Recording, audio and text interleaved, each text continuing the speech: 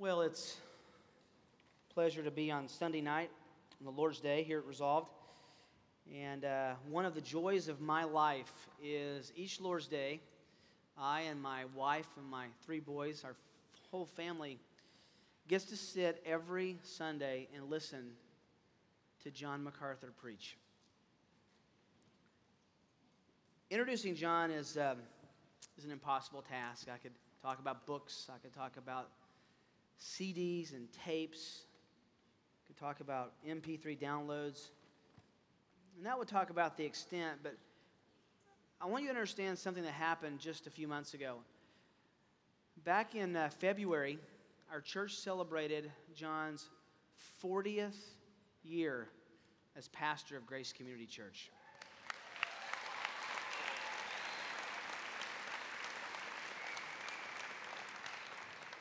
Now, I appreciate that, but I want you to understand the gravity of what that is.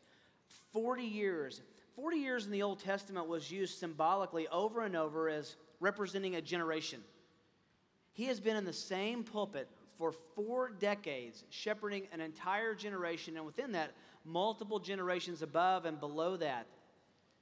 He's seen children who there when he first came grow up to be men, women, and even grandparents. He has seen life. He's seen death. Anything I think you could experience coming at you in ministry, my friend John MacArthur has seen and endured. On our 40th anniversary celebration, I quoted an old theologian who gave a very powerful illustration. He was living in London, and he said, when you walk by Big Ben, biggest clock in London, everyone looks up at Big Ben and sees what time it is. And if a public clock like Big Ben goes out of time, everybody is out of time. But if someone's pocket watch goes out of time, it only affects that person. In a very real sense, anyone who stands as a man of God in the pulpit is a public clock. And I can tell you for 4 decades, Grace Community Church and in large measure the church around the world has been able to keep steady time by looking at my friend John MacArthur. He's been consistent in his hermeneutic. He's been a stalwart in his faithfulness. He has preached morning and night, twice in the morning and at night, every week. Beyond all that, in 40 years, John MacArthur has been entirely above reproach.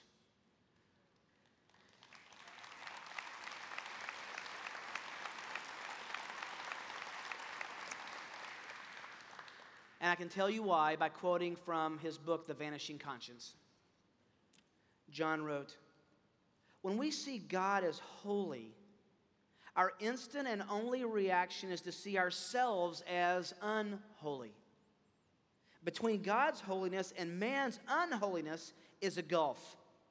And until a man understands the holiness of God, he can never know the depth of his own sin. We ought to be shaken to our roots when we see ourselves in comparison to Him. If we are not deeply pained about our sin, we do not understand God's holiness.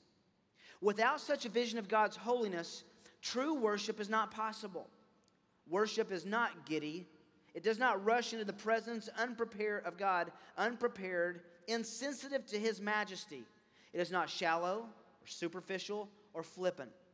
Worship is life.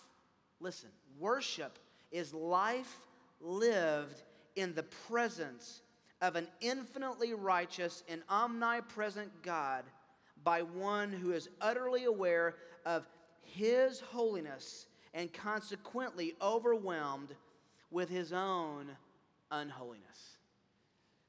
The reason my friend and my pastor, John MacArthur, has remained above reproach and faithful is because he's understood the holiness of God and he's dealt with his own sinfulness. It's a joy for me to welcome to this platform my friend John MacArthur.